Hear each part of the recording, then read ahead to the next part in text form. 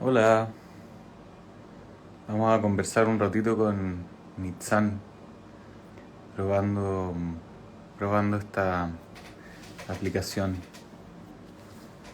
¿Se escucha?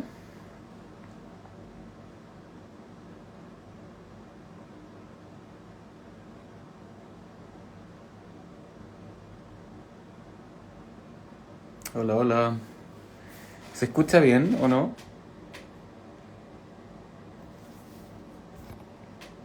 Bacán, Valesca. Estamos probando solamente hoy día. Vamos a conversar un ratito con Nitsan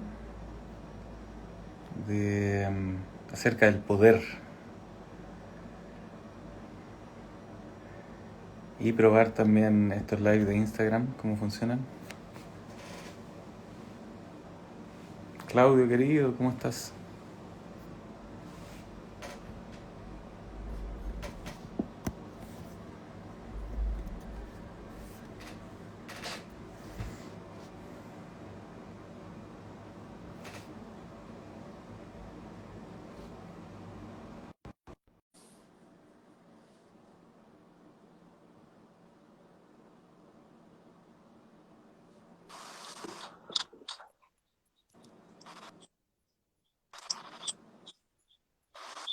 Hola, Nit. Hola, Ay, qué bien, lo más espontáneo que hice alguna vez. En esta cuarentena, por lo En menos. esta cuarentena, sí. Deberíamos contar la historia de cómo nos estamos juntando ahora. La Cuéntala. cuento. Pero antes creo que se está repitiendo mi voz en el audio tuyo. ¿Sí? No sé si tienes audífonos por ahí o no. Sí.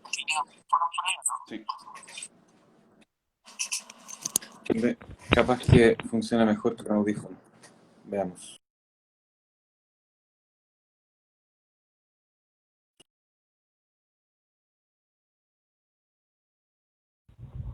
¿Mejor? Creo. ¿Qué dicen las 6 personas que Genial. están mirando? ¿Se escucha? Clo, querida. Clozapina.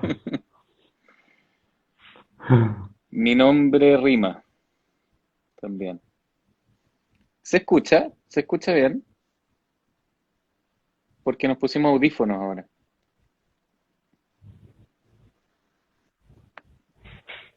Yo te Bacán, escucho perfecto, bacán, pero bacán, bacán. te supongo. Sí, Sí, yo genial. te escucho perfecto a ti. Bueno, esto fue espontáneo, eh, espontanísimo, igual que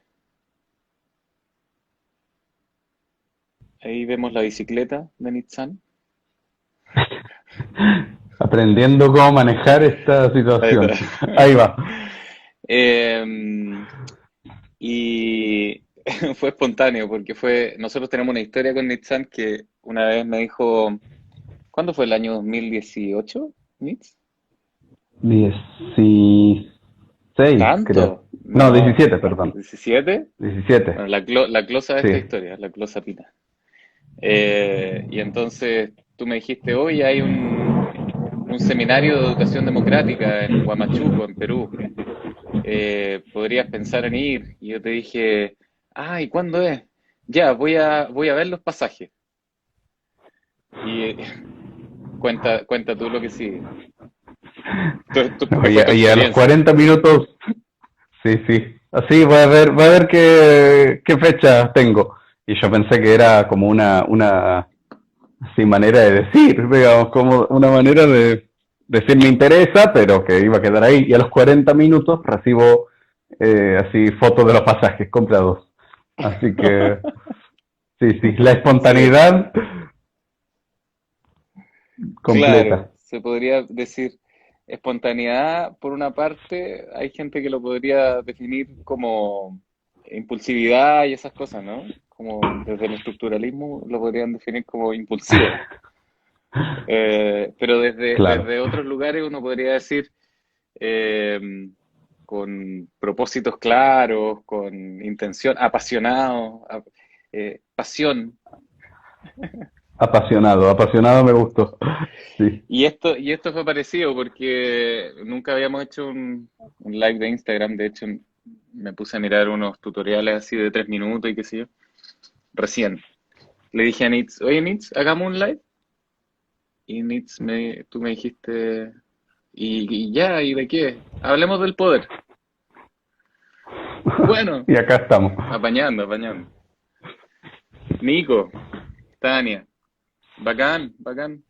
Somos un grupito pequeño, 5, 6 personas, tú y yo, y Como taller en casa. como taller en casa. Sí. Y sí, no sé por qué me dio por hacer esto así como y de hablar del poder. Puede ser que ha estado como muy presente acá en Chile por un caso judicial eh, no sé si tú, Nitzan, lo has visto en los medios de Antonia, Sí. una mujer joven que vivió una violación de parte de un hombre eh, y que hay un juicio y que está eh, como todo bueno, un juicio que a mi gusto también es muy simbólico porque, porque no es la única mujer que ha vivido una violación y que tampoco ella se suicidó, no sé si tú sabes, Nitz. Sí. Bien, Sí, de hecho se empezó a hablar de suicidio femicida, de hecho, ¿no? exactamente, exactamente. Bueno, vos sabrás más. No, no, o sea, yo creo que sé lo que están un poco en los medios y eso, pero lo que sí sé o lo que pienso es que es algo como simbólico porque no es la única mujer que ha vivido esto, no es la única familia que está viviendo la muerte por suicidio femicida. Eh, y, y están como saliendo a la luz muy claramente y muy groseramente como toda la estructura de poder, ¿no? Que sostiene, que eh, cuida a quien abusó, en este caso, que protege a quien ejerció el abuso. Y en eso como que se está hablando harto del poder también. Eh, eh, y por eso, mira el Martín, se metió. Hola Martín. Martín, abrazo. Y por eso, Se está hablando mucho de... no, dale, Ujú. dale. No, no, te iba a preguntar. ¿Qué me iba a preguntar? Sí, se está hablando del poder, en qué sentido? Como del abuso de poder, del ejercicio de poder, del abuso de poder, porque aquí hay múltiples ejercicios de poder, ¿no? Como el poder que está ejerciendo hoy día el poder judicial, bien concretamente, como un juez, ¿cachai? Los jueces, estos hombres, eh, cómo el poder del patriarcado está metido en la policía, en el mismo Martín Pradena, etcétera. Eh, yo no quiero hablar de este caso en puntual, ¿eh? No, no, estoy pensando por qué me está rondando la idea del poder. Justo la Clo, que quizás sigue ahí, puso un video del poder, acerca del poder. Y que el poder, un poco esta idea de que el poder ya no es solo el poder de dar la muerte, ¿verdad? Sino que lo que Foucault plantea ya en los años 70 por ahí, es el poder normalizador, que es ese poder del disciplinamiento. Sí, dice la Clau. Y yo por ahí le puse, pero faltó la parte más importante, que es que ningún poder es totalitario, siempre hay resistencia y eso también es un ejercicio de poder. Y son esos espacios como los espacios de esperanza. No siempre me gusta mucho esa palabra, pero de esperanza en términos como no es el poder en contra de nosotros, como esa idea, ¿no? no es el poder en contra de nosotros, sino que es una relación en la que nosotros también estamos pudiendo ejercer poderes. Eh, Eso. ¿Qué esperanza tenías tú, Nitz, cuando te dije conversemos? No, yo me copé con hablar porque siempre es bonito hablar. Y cuando estabas acá en casa también, o yo allá. Em, pero claro, y el poder es como un tema. Bueno, en todo caso creo que hay que un poco empezar a hacer como más especificidades ¿Ya? en torno a qué implica esto, porque por lo menos, por lo menos yo encuentro que es como uno de estos conceptos que empezó a circular mucho más eh, últimamente, y qué bueno que esté circulando, porque permite visibilizar muchas cosas, como visibilizar que el poder no es solo el Estado, ¿no? Que el poder lo ejercemos de distintas formas y que es relacional. Pero justo ahí a veces se me hace que hacen falta un poco algunas como, ¿cuál sería la palabra? Como alguna revisión de qué implica esto en la práctica. Porque es muy fácil decir, hablar del poder, es muy fácil hablar de, ¿no? Pero como qué interesante que tantas veces no se esté viendo las implicaciones concretas que esto tiene en una situación. Eh, entonces, es como muy común, digo por decir algo como obvio, que haya entrado más a las facultades esta idea del poder, porque también, por lo menos el poder Foucaultiano es una idea que viene un poco de la academia, ¿no? Pero que se tomen exámenes acerca de la noción del poder, ¿no? O que profesores o profesoras se pueden autoproclamar que somos muy Foucaultianos y tenemos como perspectiva de algo. Hay que ver qué eso implica concretamente, ¿no? Y por lo menos, no es que tenga que ser la única forma, pero para mí las prácticas narrativas sí están ofreciendo como múltiples implicaciones concretas de la noción del Mm, poder, ¿no? Como bajado a tierra, como cosas concretas que hacen una diferencia en visibilizar qué implica tener poder, qué implica ejercer poder en una situación dada, mm, cuáles son los aspectos que eso eh, moldea, ujú, ujú. ¿no? Sí. Em, bueno, decirle a la gente que es casi pura gente amiga, sí, pues Hermoso. súper bacán como encontrarse con gente. Yo hoy día he estado con mi mente caótica y confundida, así que esto me hace bien. Es como salir un rato a la plaza y poder encontrarme con gente querida. Eh, a Gutiérrez Caballero, hola, M. Luna Ayala.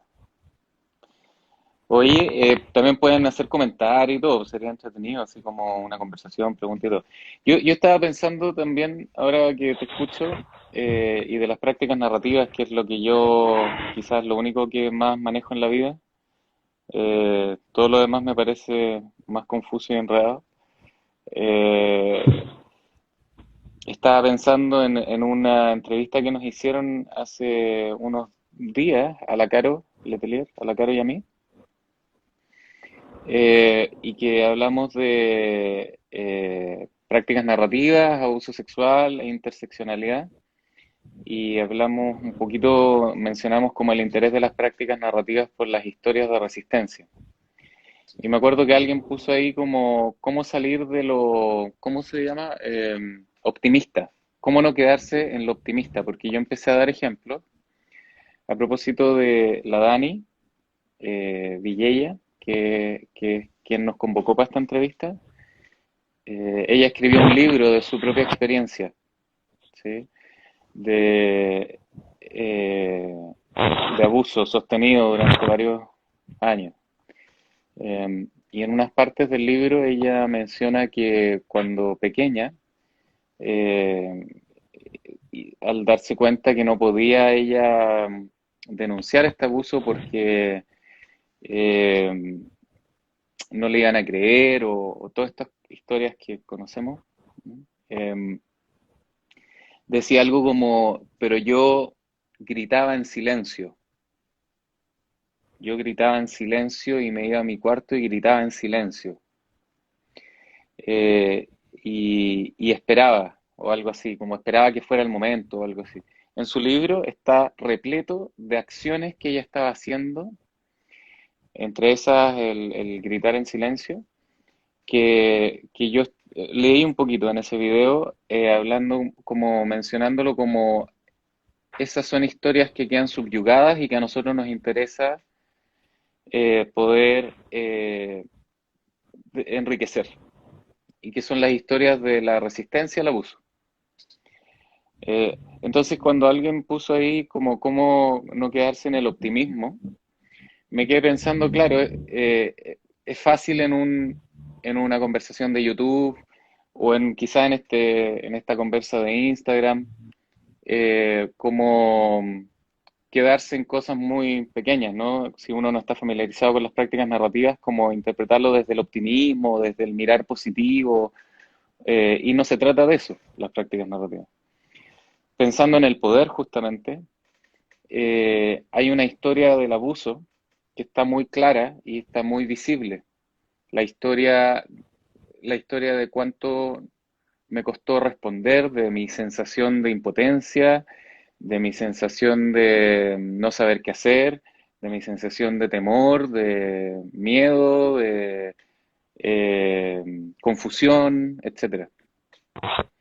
Está esa historia muy clara y además está la historia de la culpa, que es muy habitual, ¿verdad? Una culpa que no es neutral, una culpa que trabaja para dejar, si hablamos de la culpa, de si las personas que son abusadas se sienten culpables, dejamos de hablar de las personas que han abusado, ¿verdad? Entonces, esta idea de la culpa o este discurso de la culpa que enmarca o que da como un marco para comprender el abuso que viví, no es neutral.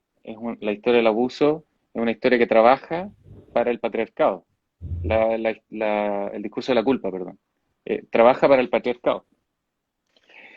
Eh, y entonces, hablando del poder y de que no hay poder totalitario y de que siempre hay respuesta al poder y de que ese es un ejercicio de poder, de un poder al que le podemos llamar resistencia, si uno quiere, eh, entonces, esta historia de Dani, cuando ella dice, gritaba en silencio en la habitación, y yo le decía a la Dani, eso a mí me habría interesado en una conversación. Por ejemplo, si tú hubieras llegado a terapia conmigo, yo hubiera estado interesado en eso.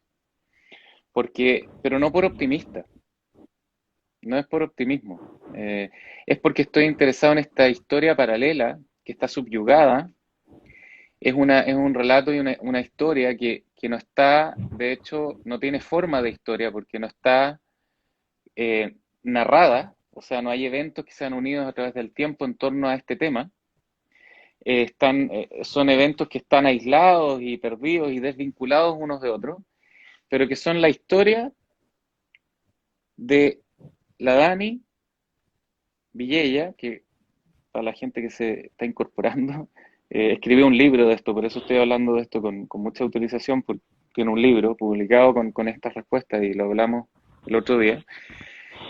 Eh, lo que da curiosidad del grito en silencio y de estar en su pieza es todos los saberes que están implicados.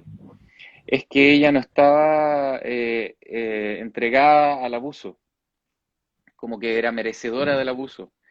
Es una historia de un cuestionamiento crítico a lo que le estaba pasando. Y es testimonio de que ella sabe que esto está mal o algo así, de que esto no está bien que le ocurra, no está bien que alguien le haga eso a una niña. Hay implícito en ese grito en silencio un saber de que esto no está bien. Y entonces, eso no es optimismo, eso es la curiosidad en esa historia que está silenciada porque no ha tenido espacio para ser desarrollada. Entonces, lo que nos importa en las prácticas narrativas es cómo construir contextos en las conversaciones que sean subversivos o contrahegemónicos. Esto quiere decir que en el fondo que establecer las condiciones para que aquellos relatos que no tienen espacio de ser enriquecidos en la vida cotidiana, sí sean enriquecidos en este espacio de terapia. Y al establecer las condiciones, vamos a tener que establecer condiciones que subvierten las condiciones que están dadas en la vida cotidiana, porque por algo no se han dado esos relatos, no se ha dado el contexto para que se enriquezcan esos relatos. Entonces, ¿y por qué son importantes estos relatos? Porque son relatos del ejercicio de la resistencia, que es un ejercicio de poder. Entonces yo quiero saber por qué está ella, cómo supo que esto no está bien, qué otras memorias o qué otras experiencias de tratos distintos ha tenido en su vida, de ser bien tratada, de ser tratada con cuidado, con cariño o con ternura. ¿Qué saberes quizás tenía esa niña y quién figuras significativas en su vida están relacionadas con saberes del consentimiento, por ejemplo? De saber que quizás esa niña no lo nombraba como consentimiento, pero había algo parecido que ya estaba ella sabiendo. ¿Cachai? Entonces, esas historias de poder necesitamos darle espacio y lugar para que sean enriquecidas, porque se convierten en territorios desde los cuales podemos caminar y mover nuestras vidas.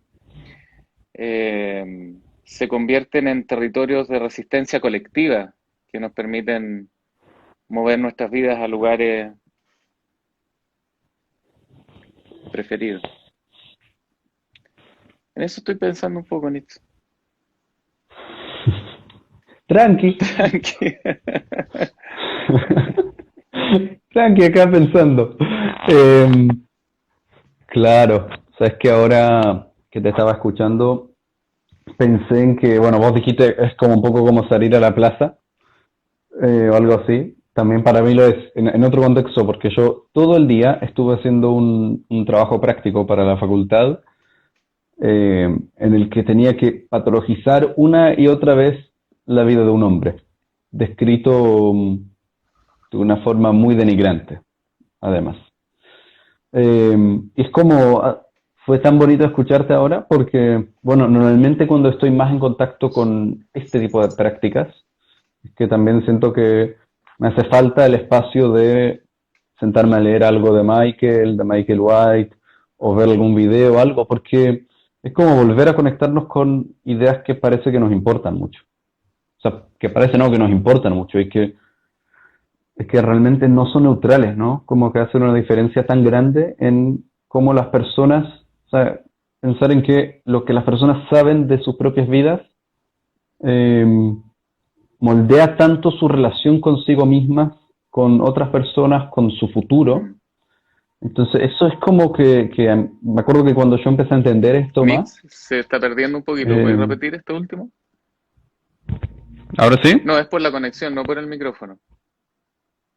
Ah, pero ahora se escucha bien, Se escucha bien, pero está súper ¿o no? cortado. Entonces, si es que podéis repetir lo último.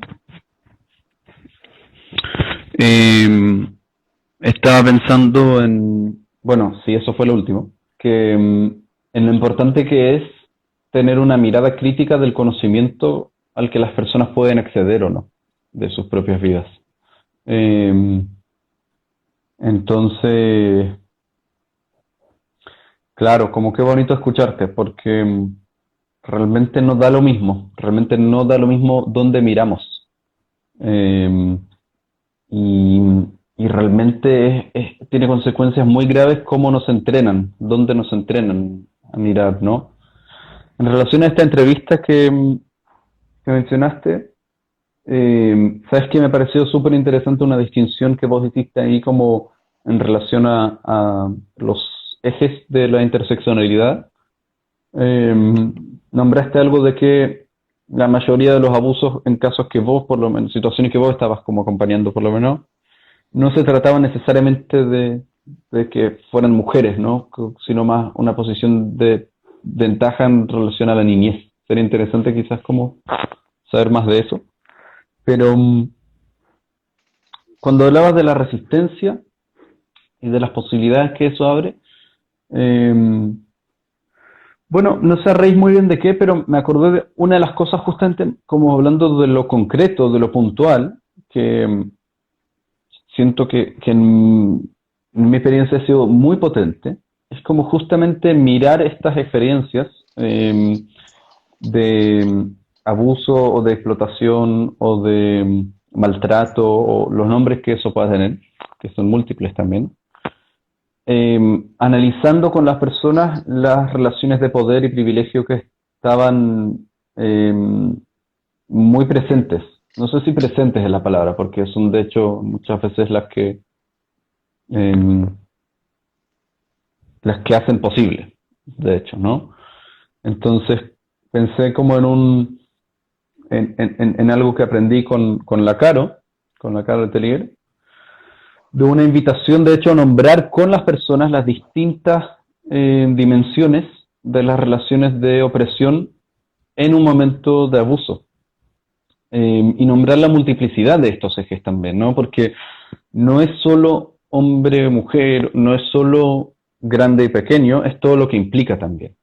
Todo lo que implica en relación a qué conocimientos un niño tiene acerca de lo que está pasando, qué posibilidad de nombrarlo, qué experiencia física está teniendo de su tamaño en relación al tamaño de la otra persona, por ejemplo.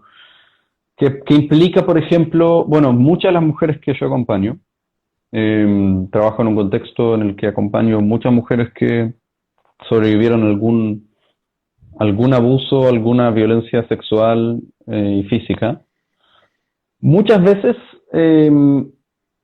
algo que vemos es que la primera reacción que recibieron del entorno cuando decidieron contar del abuso es de acallarlas, de hecho.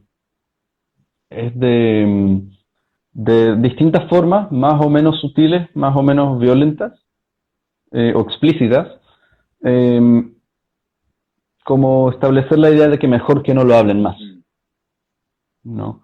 Entonces, como eso también es un aspecto del poder colectivo, ¿no? O sea, es como hay toda una red que sostiene los discursos dominantes acerca de la vida de las personas. No es una cuestión justamente de pesimismo, optimismo, como un ejercicio, o sea, ni de pesimismo, optimismo, y menos aún como ejercicio individual, ¿no? Estaba pensando en eso.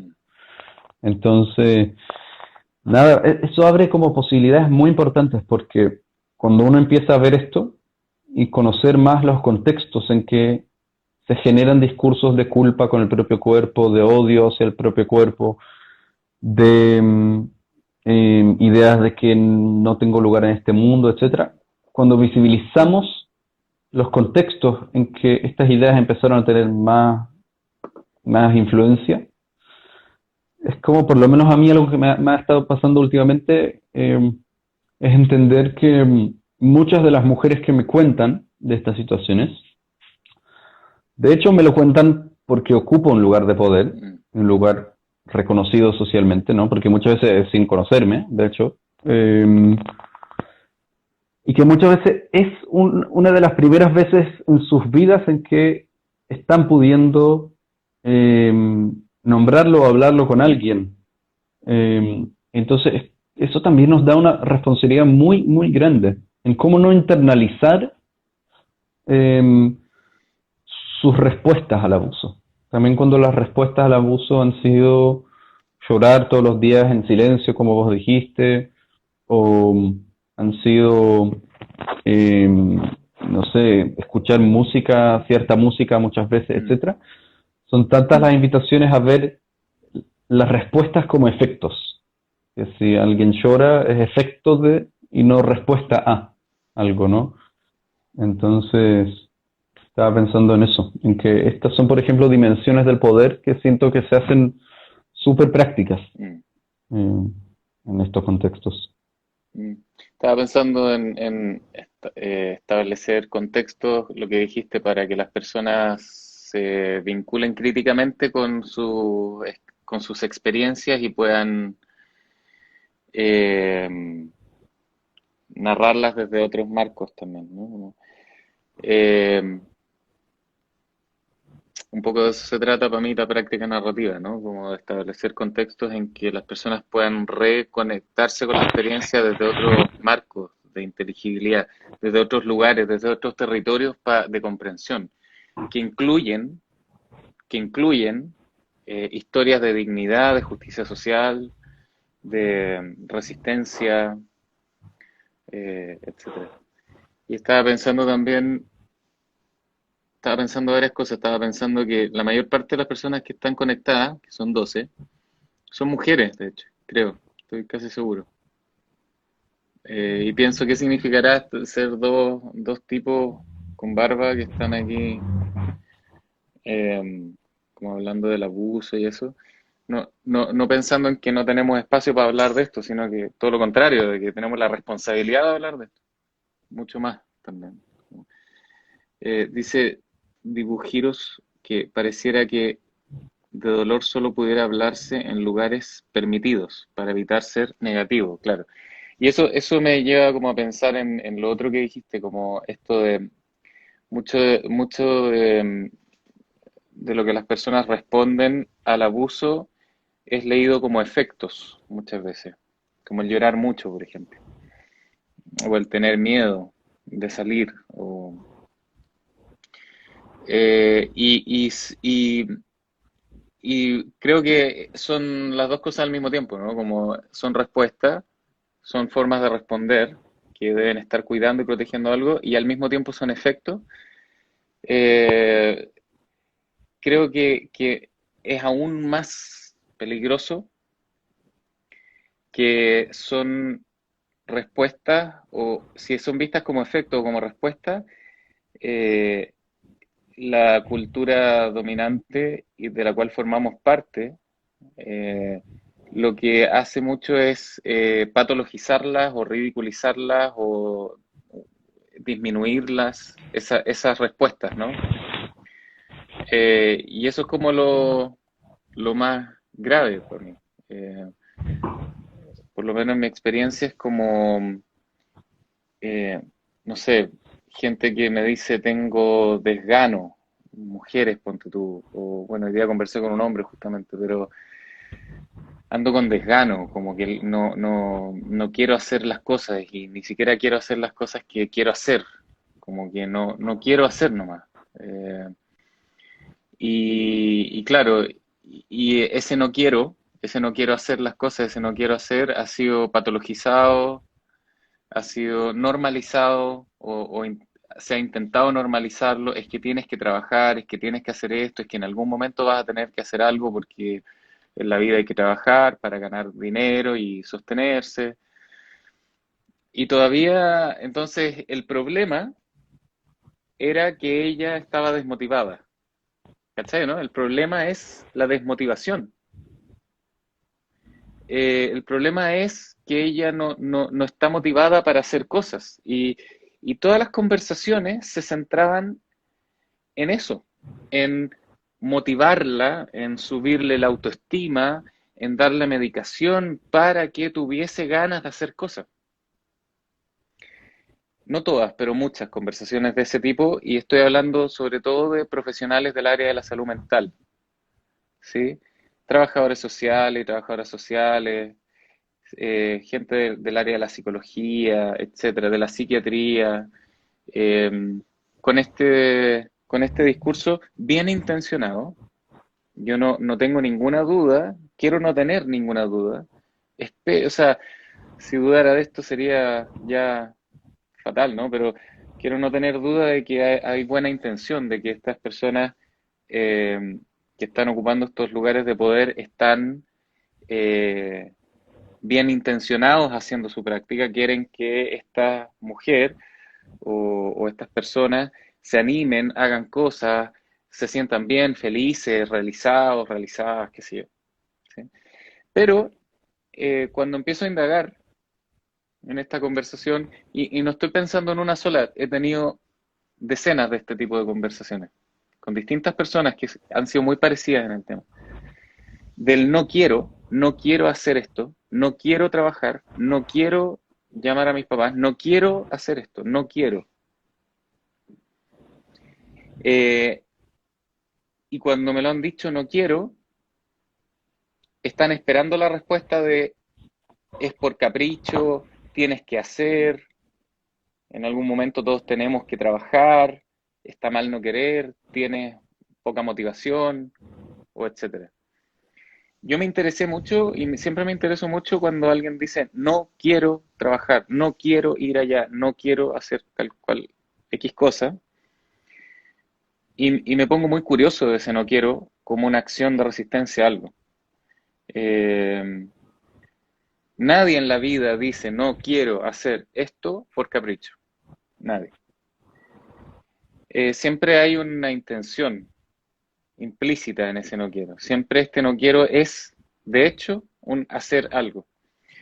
Entonces nos salimos de la conversación de que tiene que querer hacer algo, entonces de que hay que motivarse y todo eso.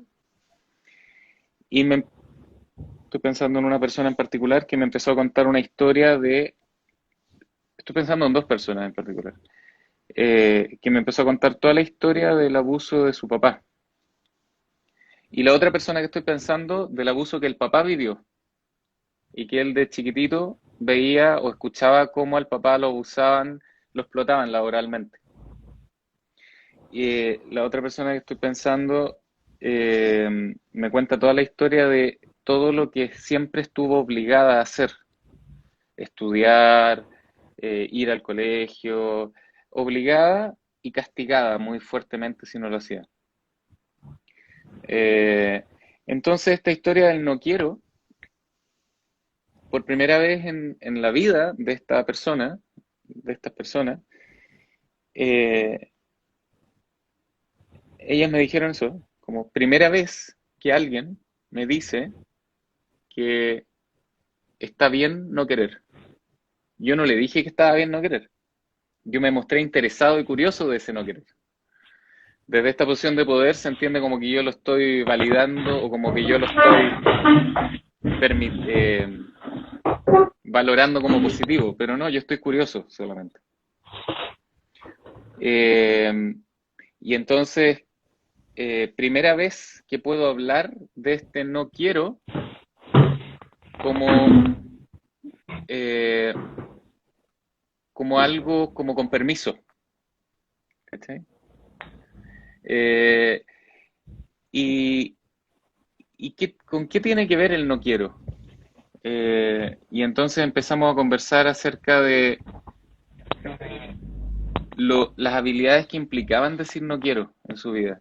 Ese no quiero tiene una historia. Y esa historia de ese no quiero, que hoy día me lo está diciendo expresamente, lo está diciendo en palabras, eh, ella me dijo que lo sentía en su estómago.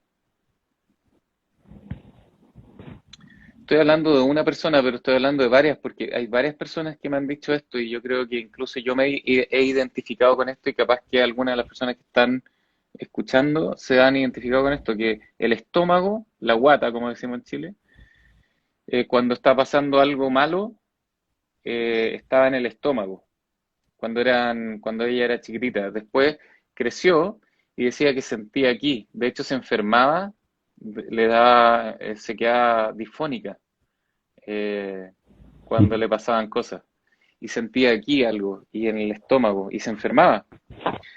Eh, y después, más grande, empezó a decir no quiero. Y ese no quiero era completamente castigado. Pero todo este no quiero tiene que ver con no quiero hacer las cosas por obligación. No quiero hacer las cosas se me fue la palabra, ¿cómo se llama cuando te están por sometimiento? Eh, y entonces yo le empecé a preguntar acerca de cómo sabe o cómo ha aprendido que puede decir no quiero desde tan chiquitita. ¿Qué sabía su estómago cuando tenía 6 años? Si yo le preguntara al estómago qué sabía, qué saberes tiene de que eso que estaba pasando estaba mal, ¿qué me diría su estómago a los 6 años? ¿Qué me diría su garganta a los 15? ¿Qué saberes hay ahí? ¿Y quién le enseñó esto? O sea, si es que esos saberes eran como, tengo derecho a no querer, jugar, o tengo derecho a no querer hacer la tarea, o tengo derecho a no querer someterme a ciertos abusos o violencia. ¿Quién te enseñó eso? ¿Cómo supiste que tenías derecho a no a ser bien tratada? ¿Cómo supiste? ¿Cómo supo esa niña de 6 años que tenía derecho a que su cuerpo no fuera vulnerado? O a que no la tocaran de formas que ella no quería que la tocaran. Me fui, creo, por las ramas, ¿o no? No, no creo que sea por las ramas, sino por no sé, todas las opciones de curiosidad que estas nociones abren. Mm. Entonces, no, para mí es esto.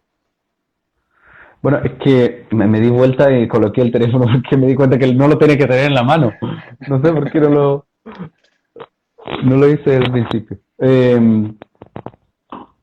¿Sabes? Estabas hablando cuando empezaste ahora, dijiste algo de marcos de inteligibilidad, no, territorios. No sé si como por no querer como escucharse muy académico.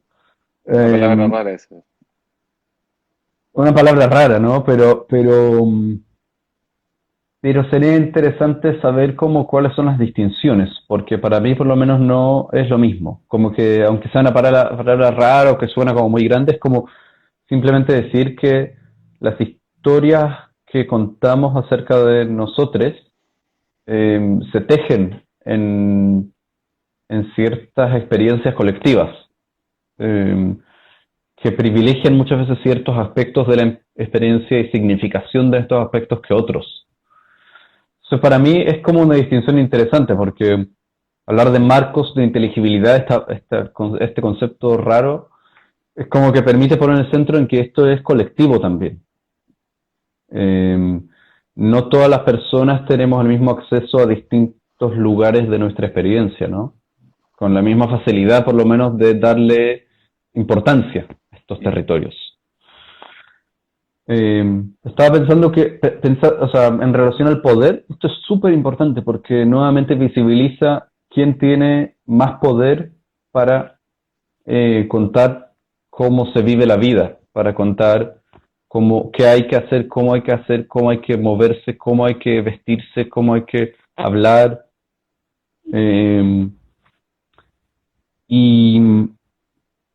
Y también, en relación a nuestro ejercicio del poder, también es una distinción súper importante porque visibiliza que todos somos partes de los marcos de inteligibilidad, de alguna que otra forma. O sea, todos somos todos y todas somos parte. Tengo poca batería, así que voy a tener que volver a agarrar esto con la mano. Así es cuando lo hacemos espontáneo. Como que, a ver si lo puedo colocar. Por mientras, decir que Sí. pongan comentarios, preguntas, reflexiones. Sería lindo escucharles. ¿Cómo hago esto? Y alguien ¿Sí? preguntó si iba a quedar grabado, creo que la Pau. Y no sabemos. No sabíamos ni siquiera cómo hacer un live.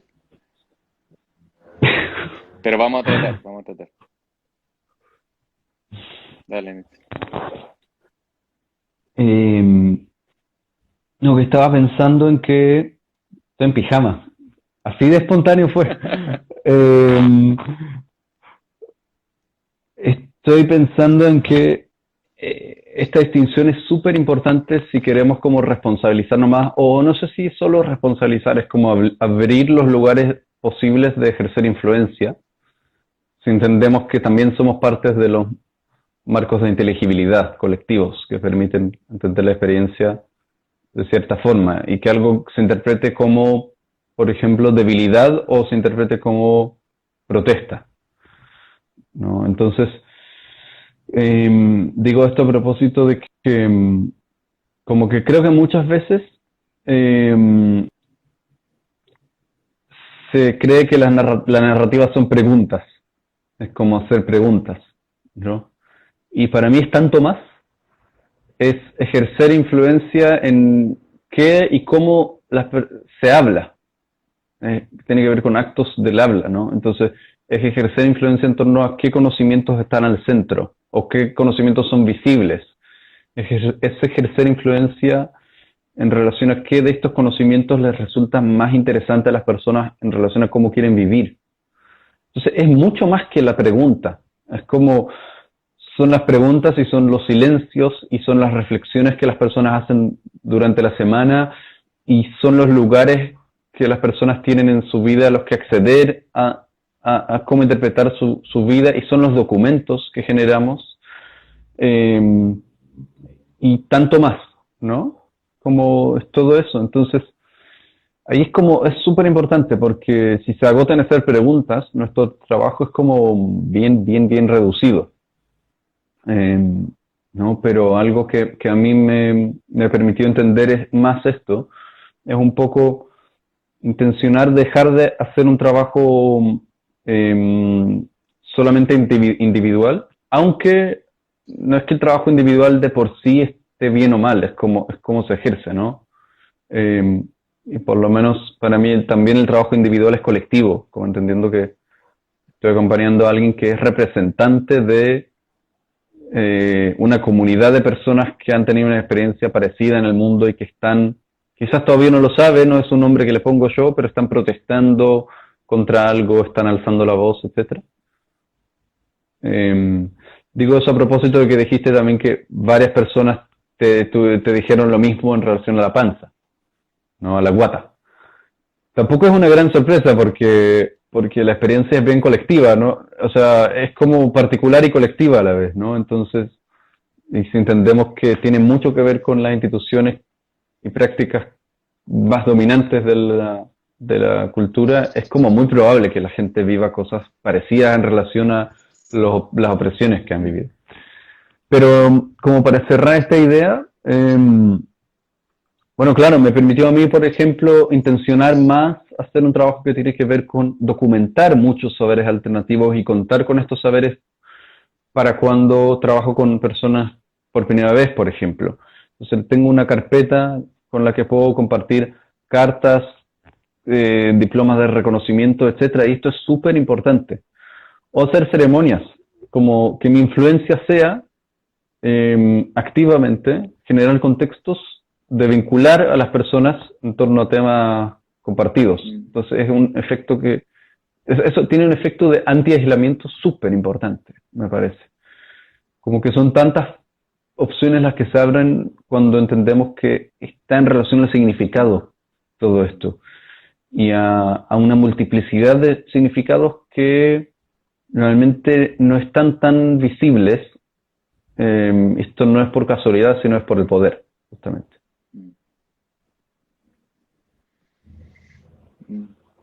Estaba pensando en el poder como, como relaciones, ¿verdad?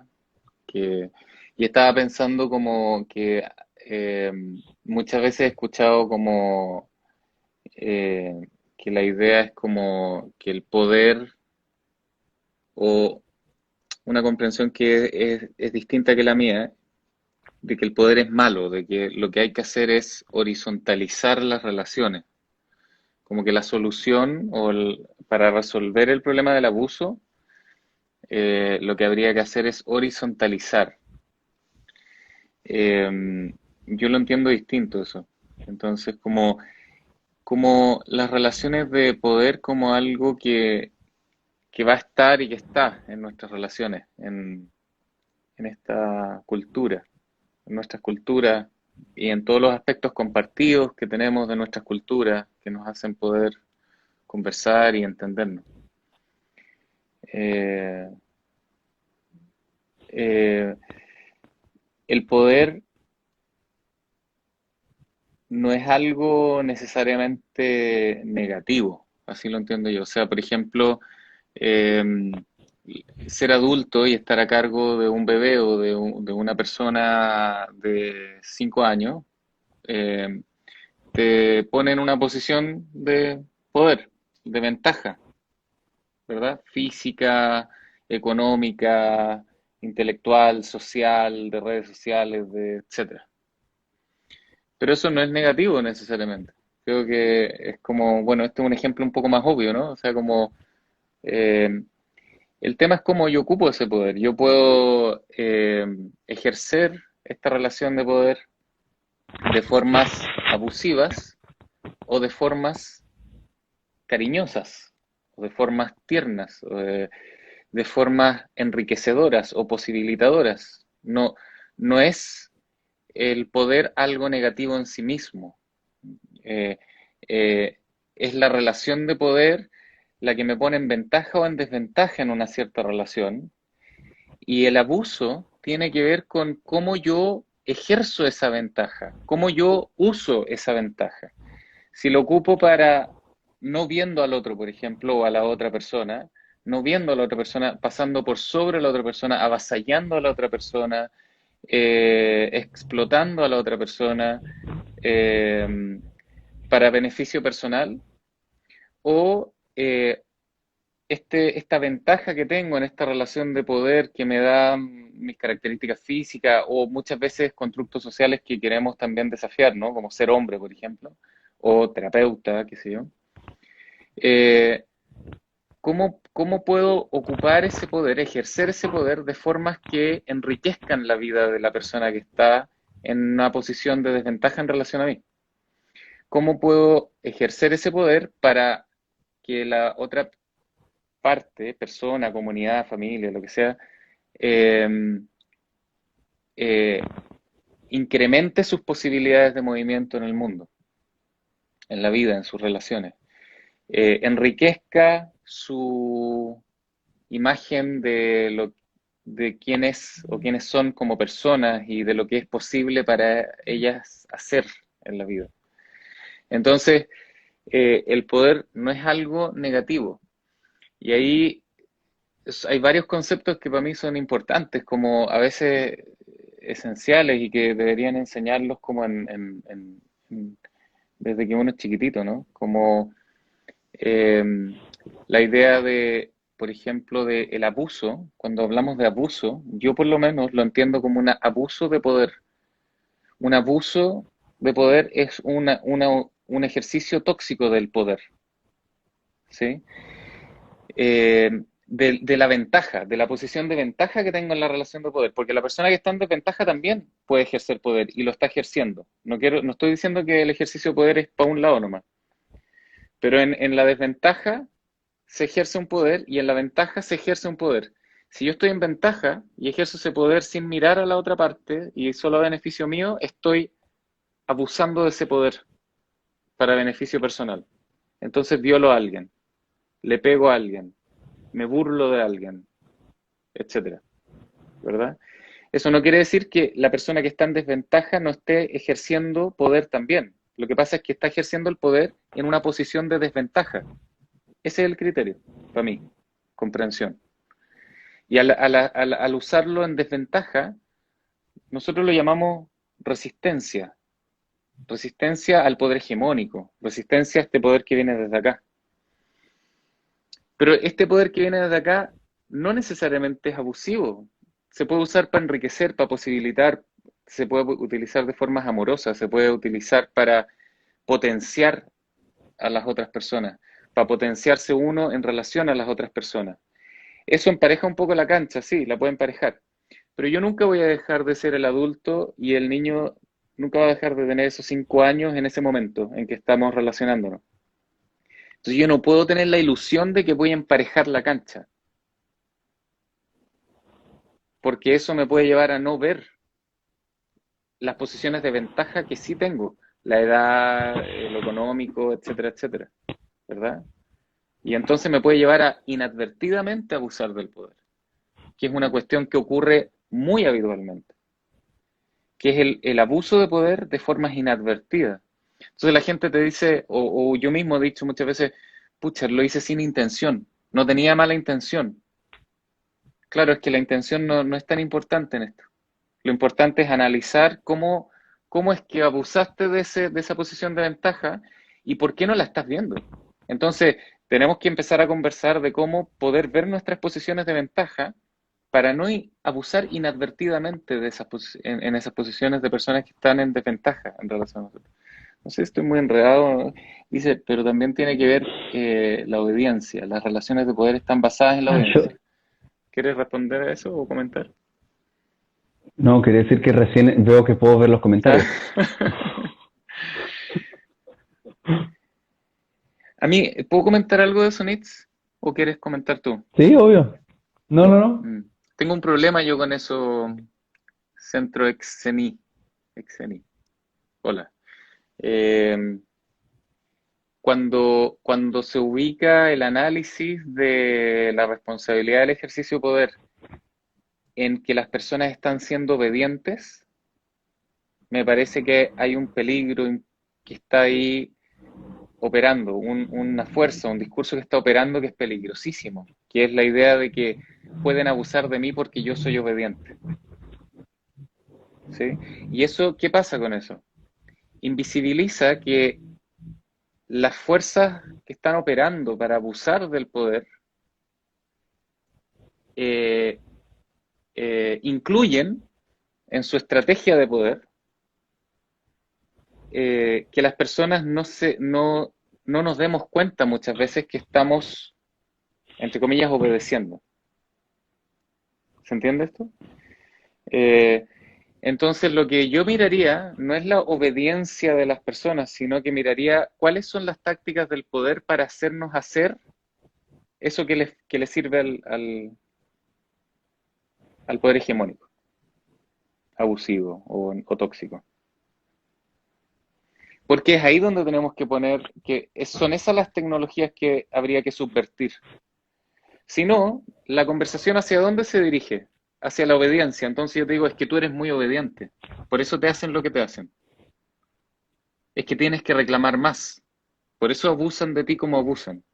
Y entonces, inadvertidamente nos estamos involucrando en una conversación culpabilizadora. La culpa se mete por todos lados.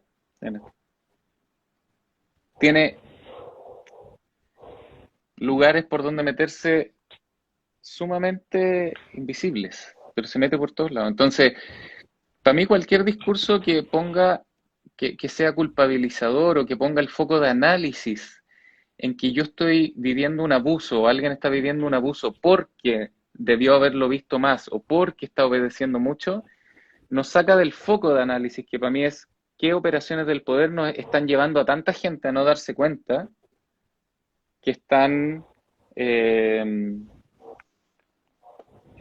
reproduciendo las prácticas de normalización de sus cuerpos, de sus vidas, de sus imágenes, de sus relaciones, etc.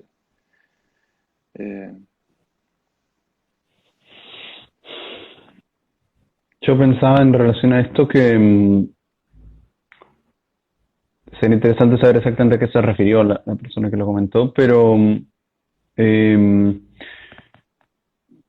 muchas veces lo que llamamos obediencia también es un tipo de respuesta.